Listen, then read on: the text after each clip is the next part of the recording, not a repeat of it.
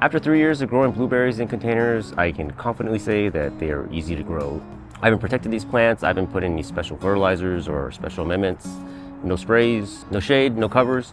I haven't even pruned them. So if you have problems growing blueberries in containers, it's probably one of these two things. So if you're new here, my name is Lucas. I grow lots of I grow lots in pots.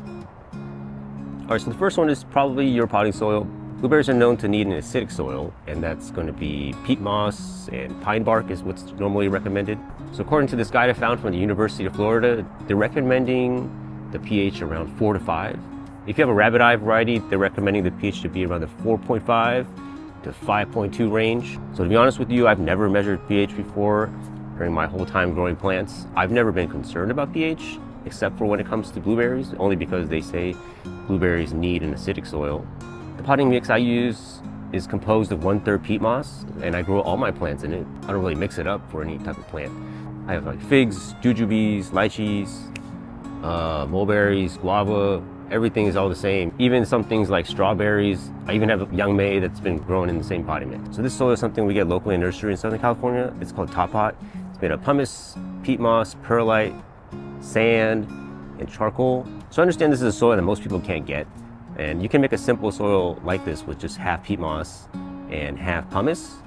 And if you can't get pumice, you can also substitute it with perlite. Perlite is a lot lighter than pumice and it breaks down faster. They also sell mixes that are already part peat moss and part perlite. ProMix HP is one of them, Sunshine Mix number 4, and these are all obtainable at the big box stores. Personally, I just mix my own soils now, so I would buy bulk pumice or buy bulk sand. I buy peat moss on sale a lot of times too. And I just kind of store here and I mix it together. And the key to this soil is that aside from the peat moss, it's an inorganic mix. It's basically mineral based. Peat moss does not break down so fast. And it's kind of a similar situation with like the hard pine bark nuggets. That stuff does not decompose very quickly. But I'm super paranoid. I don't like any kind of wood inside of my containers because I'm scared that they're gonna break down and rot out the plants. Peat moss is not something that breaks down quickly, and it takes several years for it to decompose completely. This is the same reason why I don't use coconut coir, because big cocoa is trying to shut down peat moss. I don't know if that's true, but a coconut and peat moss are not the same thing. They kind of retain water in similar ways, but that's where the similarities end. Peat moss is what acidifies the soil, and cocoa is a shredded up coconut. I'd rather grow in some swamp grass or whatever peat moss is. It just seems to make more sense. My plants seem to grow better from it. So with that mineral-based soil, you don't have to worry about your plants going anaerobic from overwatering, and you can just basically water all you want. So right now it's springtime. We're kind of in the 70s right now, but I'm still watering every day. I have a drip system that waters in 3-minute intervals. So every few hours it'll kick on and just water for 3 minutes. And I don't worry about my plants getting waterlogged. That applies for my citrus, my avocados, my blueberries, any plant, because there's nothing in there that can rot. So this brings us to the second reason why I think most people are failing with blueberries is because they are underwatering. You can't just keep it waterlogged, especially during cooler climates, because once things start going anaerobic, the plant can't breathe, can't absorb oxygen from its roots. So you have to wait for the soil to dry out, and then the plants can take a deep breath. But if nothing's going anaerobic, then there's no oxygen deprivation. The plants look really green, whatever is kind of red. They're kind of holdovers from the wintertime. So even though you can water as much as you want, this is not to say that you should water constantly, especially in containers, because we have to manage the nutrients, the fertilizers that are inside the pot. If you're watering constantly, you're just flushing everything out. So you do need to find the balance. The best scenario is to make sure everything is evenly moist. And that could take some trial and error from you. But now that I have drip, I am doing what is called pulse watering. That's what somebody told me. And it's basically watering many times a day for short durations, and that will make sure everything is nice and moist. Before I had drip, I would just hose them down once a day. Once it got to around 100 degrees, I would water twice a day.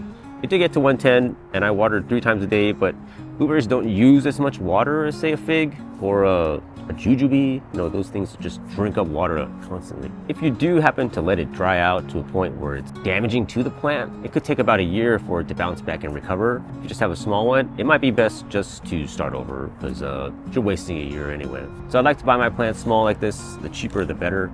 And even better is if I can propagate them myself and get them for free. But what I do is every new plant, I will clean off the old soil. So in here is the grower medium, which is mostly bark-based soil. But I'll show you how I prepare my soil and do a fresh install. This is Sunshine Mix number 4. You can get it at Home Depot. So this is 70% peat moss and about 30% perlite. I normally mix my soils on a tarp, but since it's just one plant and it's for demonstrations, I'll just do it in the bucket. I'm gonna add some pumice in here. I know it's hard to find, so you can substitute with perlite, but pumice seems to last longer because it's harder and doesn't like turn to dust as easily. This is the bigger pumice. I prefer 5/16, but we are kind of have a shortage of pumice down here. Now we just mix it up. So we have in the end. This is mostly just peat moss, perlite, and pumice.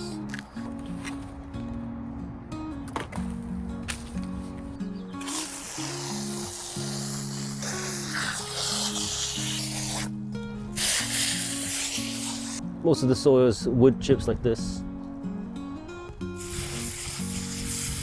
So not all plants tolerate bare rooting very well, but blueberries handle it exceptionally well. I have never lost a leaf from this. I got a 5-gallon pot and the blueberries stay in here for 2 years. So let's get them potted up. Pink lemonade. Just shove it in there.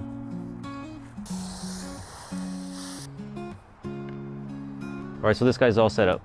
It'll be good for 2 years. Just need to remember to fertilize. So once you got your plants installed, you have to make sure you have your fertilizer in there. I always start off my new plants with some Osmocote Plus and some organic fertilizer. I don't have any specific one. Right now it's Dr. Earth Fruit Tree because I have a big bag of it. If you're just going organics, I would suggest you add fertilizer again every month or so. With the Osmocote Plus, it should last you about 4 to 5 months, maybe 6 months, depending on the heat. And then what I like to do is when I reapply my Osmocote Plus, I will also add more organic fertilizer at that time. Wow. Personally, I haven't had to add any acidifiers. People will recommend sulfur. I think there's a pelletized version of that that breaks down a little bit slower. I've heard people recommend vinegar, and I wouldn't recommend just adding straight acid into your plants. Sulfur probably makes more sense. I do also like to fertilize with a synthetic fertilizer once in a while, like Jack's 25, 5, 15. I use this for all my plants, and it's only because it's the only one I own. I bought a big 50-pound bag, and it's been going on 3 years and it's still hanging in there. People also use berry-specific fertilizers like Baritone, and it's probably a good idea. I just haven't had the need for it. If these plants were really suffering, then I would look into changing my protocol, but this has been fine with what I've been doing. So for the containers, I transplant one of these into a 5-gallon. I grew it out for a year, and I checked the roots after a year, and there was still space. So this year what I'm doing is I'm gonna leave it in there for 2 years. If I had the space and I knew exactly where I wanted my blueberry to be at, I would probably just put it straight into a 15 or 25-gallon pot. Or even better, if you like the aesthetic, then I would put it in a wine barrel and just have it right there and just let it grow as big as it wants. Because I have so many plants, it's a problem, yes, but I need to manage my size of my pots. So that's why I'm starting with a 5-gallon, and I'm gonna keep it there as long as I can until I need to step it up to a 15-gallon because it'll do fine inside that pot. Growing conditions are simple: full sun and lots of water. I have had these out in 110-degree heat for 3 days, and I had no protection. I didn't even cover the pots at the root zone, and I had no issues. So would I recommend letting the containers get covered in 110 heat? No, but we do our best. You try to be out here at 110 degrees managing all these plants. It's not fun. Like I said, no issues, no sprays, no covering. They did totally fine. I didn't see any burn damage either. My avocados, that's another story. I don't just go out there and buy any blueberries that are being sold in Home Depot. You need to know which varieties and what types of blueberries to grow in your area. So the best place is your local nursery, assuming they know what they're doing and they know what they're talking about. But let's go over the main types of blueberries first. So we have northern high bush and southern high bush. So the difference is one is northern and one is southern, something like that. There's like a background to it, but the main thing you need to know is that the northern high bush needs more chill hours than the southern high bush. So in Southern California, where I'm at, I only grow the southern high bush. The first 2 southern high bush varieties I started with Emerald and Jewel, and they have done very well. I would probably recommend those 2 as the ones to get. They have done better than Star, which probably half the size of my Emerald and Jewel. When it comes to chill hours, the northern high bushes, we're looking at like 600 plus chill hours. And then the southern high bushes, we're looking at about 100, 300. So I get about 300, maybe less than that now, because it's been really warm. And my blueberries, they don't go dormant. None of them drop all their leaves. They're basically green all year. Another variety is Rabbit Eye, and these do good in southern, more humid areas. And the chill is known to be about 350 to 700 hours. I only grow one Rabbit Eye, and it's pink lemonade. And I like it because the fruit's pink. It's a very unique looking blueberry, but it's noticeably less productive than my southern high bushes. But it is a very cool plant to have. So you do definitely need to know your chill hours. If you're unfamiliar with chill hours, it's basically the amount of time that a tree goes dormant and collects cold at a certain range of temperature. And that's a whole nother subject, but it's something that's probably easily looked up in your area. And it's also something that's affected by microclimates. So that's a whole different topic. Another variety is low bush. It's not something that I do grow here, but they're known to be more smaller and compact. These are for areas like zone 2 to 7 and stuff like that. So it's some places that get very cold. I saw a variety called Top Hat, and it was small and compact. It was like, like 2 feet tall, loaded berries. And I can't grow that here because it doesn't get cold enough. But I was thinking I can just shove it into the refrigerator in the winter and get its chill hours that way. I don't know if anyone's ever tried that. Most of the varieties that are being sold now are self-fruitful, so you only technically need one, but you want 2 different varieties because the cross-pollination is what makes those big, huge blueberry sizes. If they're not pollinated, then they turn out really small. So here's the size of one that's been cross-pollinated. It's the big fat size, and then here's like one that is not. And it's not ready yet, but you can kind of get the idea of the sizing that it's going to be at.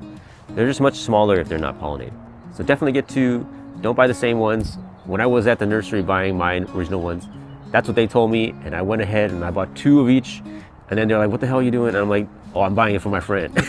So I gave half of them away. But they didn't know that, and they just looked at me like I was stupid. So if you're in Southern California and you're only getting 2, I like Emerald and Jewel out of the ones I grow, but I do not grow O'Neill, and I've heard that is a very good blueberry too, so maybe add that one on your list. So once these berries turn blue, they're technically edible, right? But they're not peaked. They need a little bit more heat or a little bit more hang time to get to that super sweetness. But that's a good one. What I hated when I ate store-bought blueberries was having one really good one and trying to chase after that flavor after every other blueberry was sour. I would be like, oh man, it's a good blueberry, and then, oh, it's sour, it's sour, it's sour, it's bad. So if you have your own trees, you can be selective on how you pick them. And blueberries have excellent hang time, I found. So they can stay on the vine without going bad. It's very different from something like a fig or a mulberry. You have like 2 days. But if you just leave your blueberries on your bushes, I can guarantee you the birds are gonna eat them all. The birds have basically eaten several of my other plants last year. And that's when I got my tree bags. So I do bag my bushes. I recommend having a bag with a zipper. That way you can wrap it up on the bottom, to cinch it down, and then unzip it every day to harvest. I use tree nets without zippers, and it's a pain to unwrap it every time you want to go harvest your fruit. It's much easier just to unzip it and then zip it back up. Blueberries grown from your backyard are gonna be some of the best you ever had. And if you wanna have some of the best citrus from your yard, I did a video on that right here.